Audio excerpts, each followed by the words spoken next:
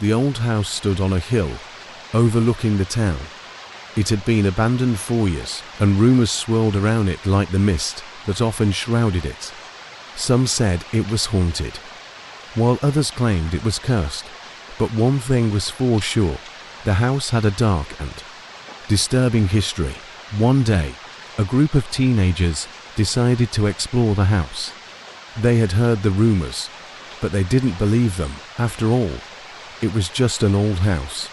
Right, they entered the house through a broken window. The air inside was stale and dusty. The furniture was covered in sheets, and the walls were lined with faded portraits. The teenagers wandered through the house, their footsteps echoing in the silence. They came to a room at the end of a long hallway. The door was closed, but the teenagers could hear strange noises coming from inside. They exchanged glances, then slowly opened the door.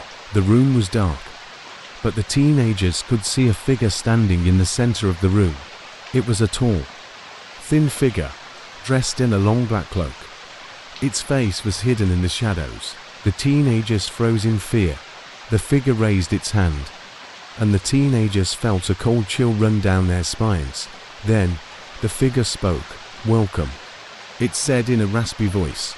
"I have been waiting for you." The teenagers screamed and ran from the room. They didn't stop running until they reached the edge of the property.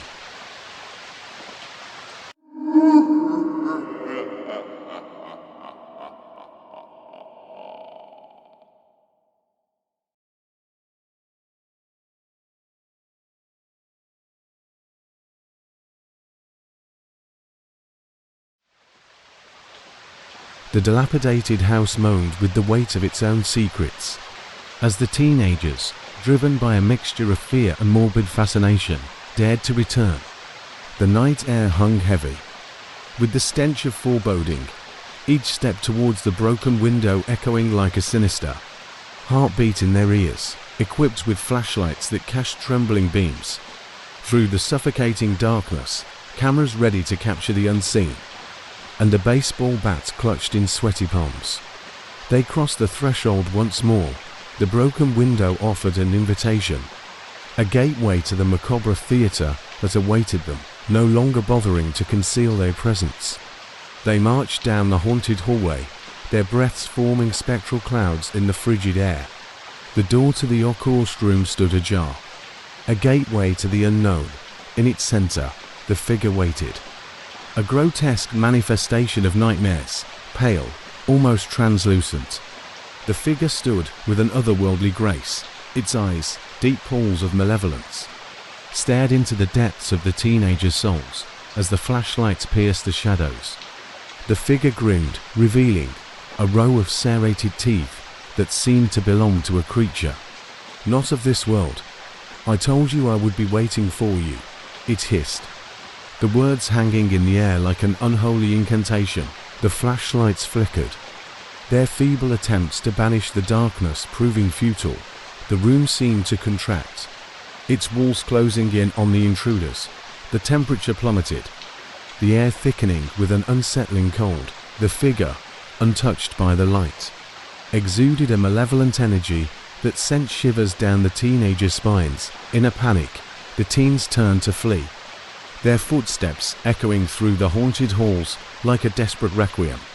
The house seemed to groan in disapproval as they escaped its clutches, leaving behind an unsolved mystery and the lingering sense of dread.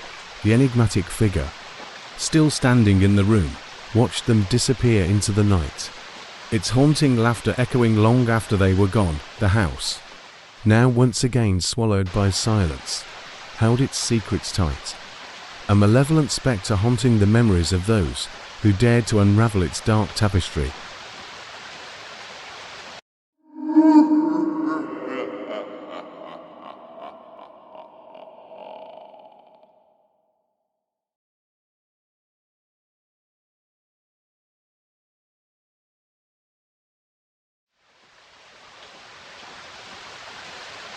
The teenagers, gripped by an inexplicable dread, knew they were teetering on the precipice of something far more sinister than they could fathom.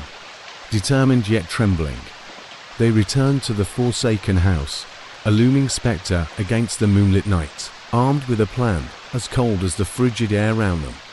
They donned protective gear that clinked and rattled like a macabre symphony of armor. Helmets and body armor seemed absurdly inadequate in the face of the supernatural, but it was a desperate attempt to shield themselves from the malevolent force that awaited them within as they entered through different doors. The air seemed to thicken with each step, an ominous weight settling on their shoulders. Room after room, they scoured the haunted mansion, their breaths synchronized in a fearful cadence, but the figure remained elusive. A shadow that melted into the dark recesses of the house, finally reuniting in the room where the figure had materialized before. An unsettling stillness pervaded. The air, the room, though vacant, exuded an energy that sent shivers down their spines. "It's still here," one whispered. The words swallowed by the oppressive silence. "I can feel it." Suddenly, the room plunged into darkness, a suffocating void that swallowed their feeble attempts at courage. The protective gear, once a feeble comfort, now felt like a cruel reminder of their vulnerability. Amidst the inky blackness, the figure's movements echoed like whispers in the void. The teenagers huddled together, paralyzed by fear, as the laughter erupted, a piercing, maniacal sound that clawed at their sanity. It reverberated through the house, a symphony of malevolence that seemed to echo from the very walls. With every haunting laugh, the figure's unseen presence closed in, a predator toying with its prey. Yet, the attack they anticipated never came. Instead, their laughter intensified, wrapping around them a sinister embrace in the shroud of darkness. The teenagers clung to one another, their minds tormented by the unnerving laughter that seemed to seep into their very souls. The haunted house conducted a symphony of horror that left the teenagers stranded in the abyss of their own fears.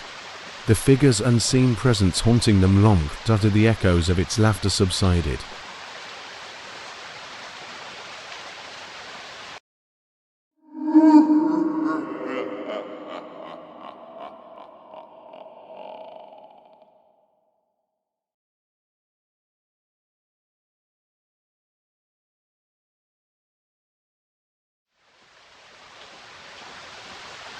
As the first rays of dawn timidly crept through the shattered windows, the teenagers, their nerves frayed and sanity hanging by a thread, made a frenzied escape from the malevolent house.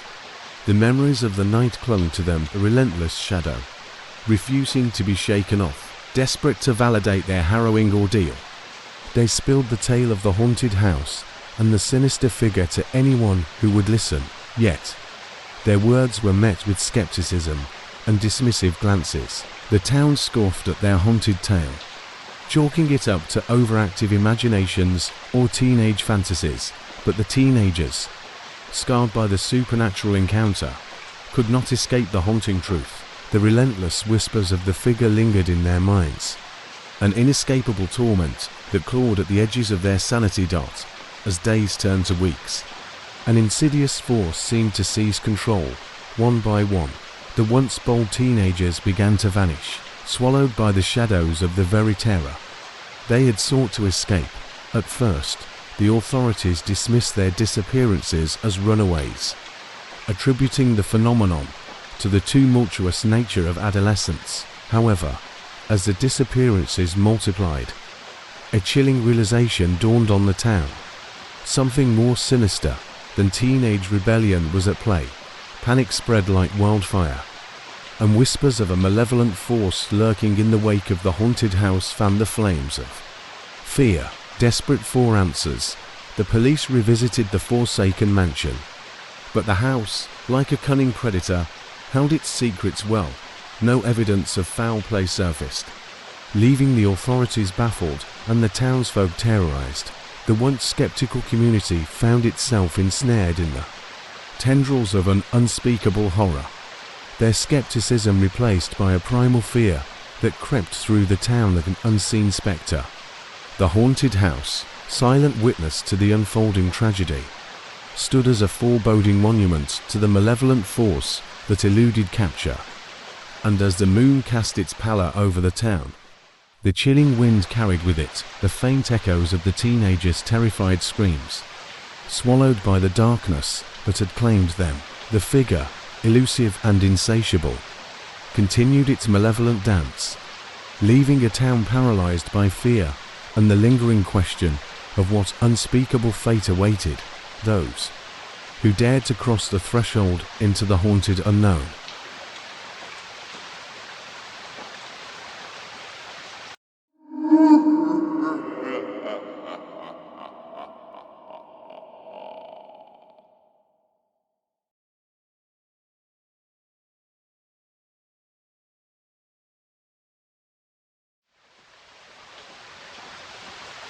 The town had become a breeding ground for dread, and Aisha's disappearance plunged it into an abyss of terror.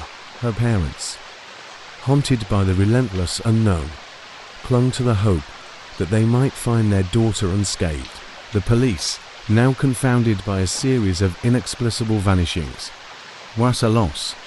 The haunting whispers of the figure seemed to elude their every attempt to capture it, leaving the town ensnared in a web of fear and uncertainty. Aisha's parents, desperate and anguished, resorted to offering a hefty reward for any information about their daughter's whereabouts.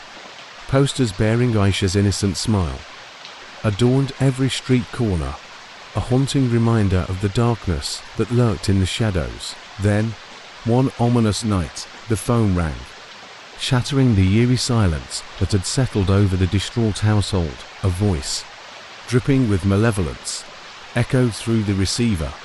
"I have your daughter," the figure hissed. "If you want to see her again, you must do what I say." Terror seized Aisha's parents, but the insidious promise of their daughter's safety coerced them into compliance. The figure, a puppeteer orchestrating a macabre performance, dictated their every move. At the witching hour, Aisha's parents found themselves standing before the looming silhouette of the old house. The broken window a gateway to the abyss within, they entered alone, the oppressive darkness swallowing their trembling forms. Whispers echoed through the decaying halls, guiding them to the basement. Aisha's muffled cries reached their ears as they descended into the chilling abyss. There, in the flickering light, they found their daughter, bound and gagged, a spectral presence haunting her vacant eyes. The figure emerged from the shadows, an embodiment of malevolence that sent a shiver down their spines. Its command hung in the air like a death sentence.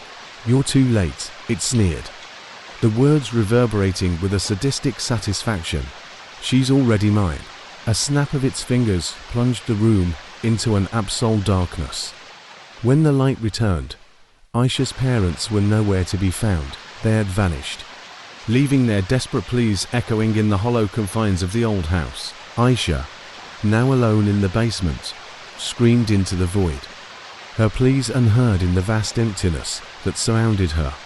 The mysterious figure, its sinister laughter echoing through the shadows, had claimed yet another victim, leaving the town paralyzed in the grip of an unspeakable horror that lurked within the haunted unknown.